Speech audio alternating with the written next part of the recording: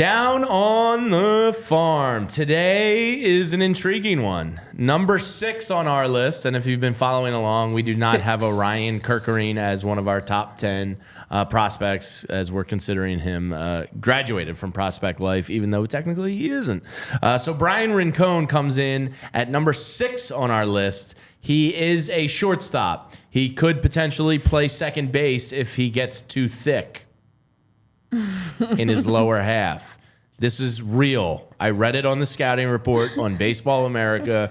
It says he is an exceptional fielder with quick short-step movements, but if he gets too thick, thick in his lower half, they could see him being a second baseman. So projecting ahead his position, most likely a middle infielder.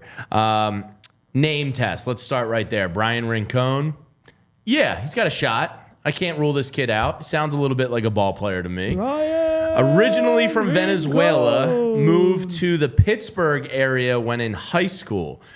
He's still just 19 years old, 5'10", 185 pounds. He split between low A and high A last year and really impressed Preston Mattingly. We'll read you some of his quotes here in a minute. His slash line last year between those two clubs, is that 34, Tyler? The lights are blinding me. Yes, 234. 368, 361, 8 home runs, 52 ribbies, 27 stolen bases, caught stealing 14 times. His tools on the scout scale, currently right now a 35 on hitting with a ceiling of 55, which is really promising. In the field, currently a 45 with another 55 possibility. He's a 50 on the scout run scale and a 55 on the throwing scale.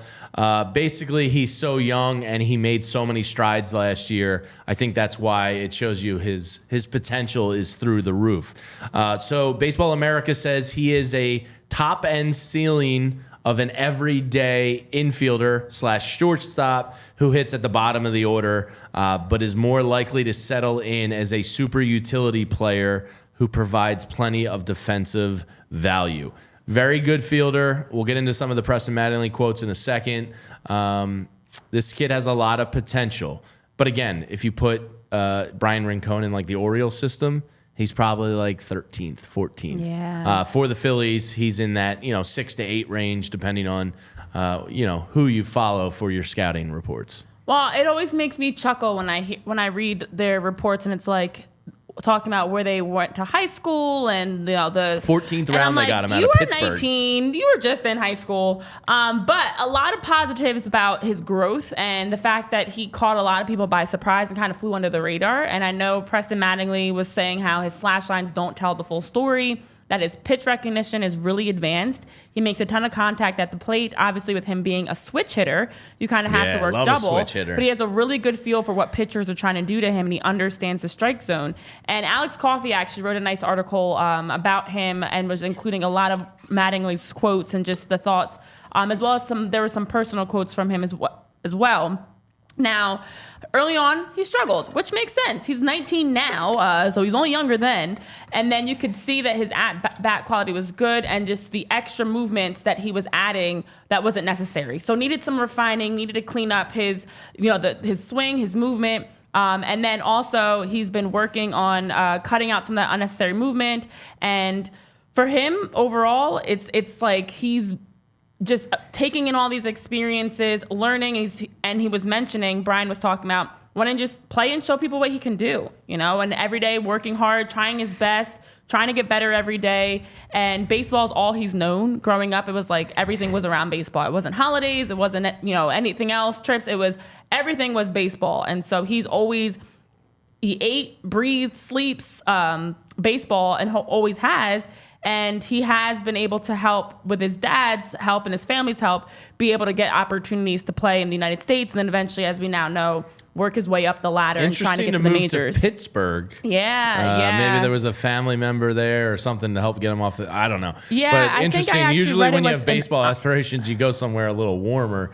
Interesting to go to the Steel City. It was a family member that he stayed with, and that his dad was. That makes sense. Then. Yeah, his dad was saying that physically he didn't have the right tools at the moment, so moving to the United States His dad knew that it would help him to be able to get those opportunities, so they had to stay with and beef family. Up. Yeah, exactly. Sure. So he is more powerful from the right-hand side of the plate, is a switch hitter, but as you said, like those are his praises offensively.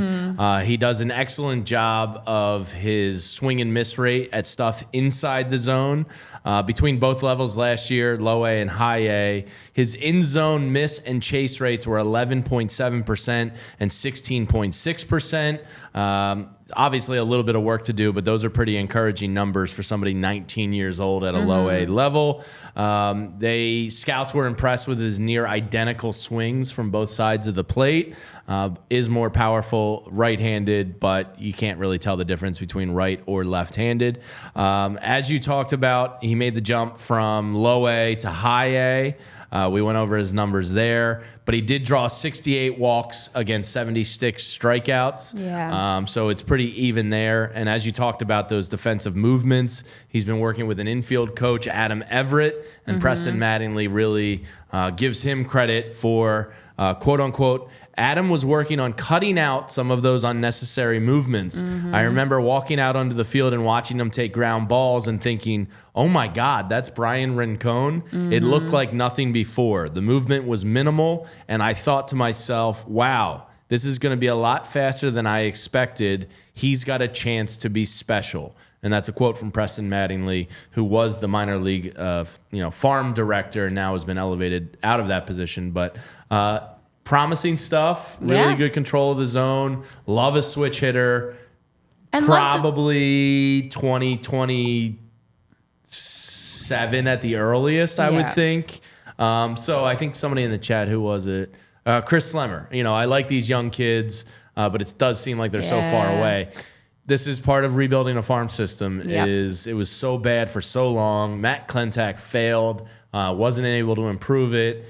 This new front office staff has, but because of that, you have 19-year-old kids who have been in the system for a year who are top 10 prospects. 10, exactly. You're going to have to be a little patient with these kids. And realistically, he should be lower down the list. And you now, in a year, 2 years, he's moving into that top 10. And Tyler, I'll let you go in a moment, but I will say the things that I liked about him are the fact that he seems like a quick learner. He's picking up on things quickly, as Preston Mattingly was talking about. And also the fact that he's someone that has it seems like a lot of the intangibles already there, and he just needed some refining with time and with experience versus having to teach him everything. He wasn't chasing balls.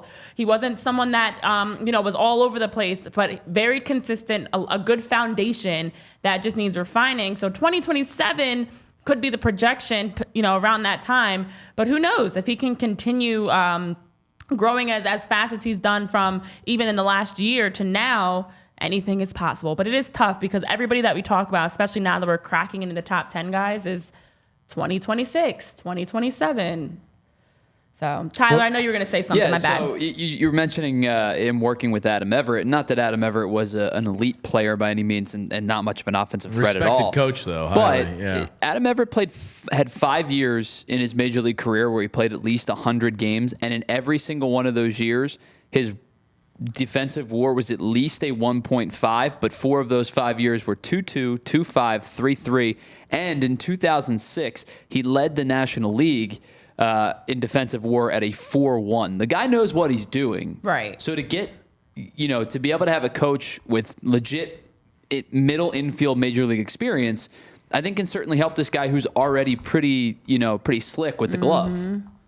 No, that's a great point. I mean, that's the defensive side has been a big improvement as well. So I'm encouraged. I think Bryan Rincon, and I know I talked about it yesterday, that Bryan Rincon is one of the prospects that the Phillies are really excited about. That's what Matt Gell wrote in a piece earlier, that he's one of the 2 that really jump off the page as someone they're looking forward to in the future.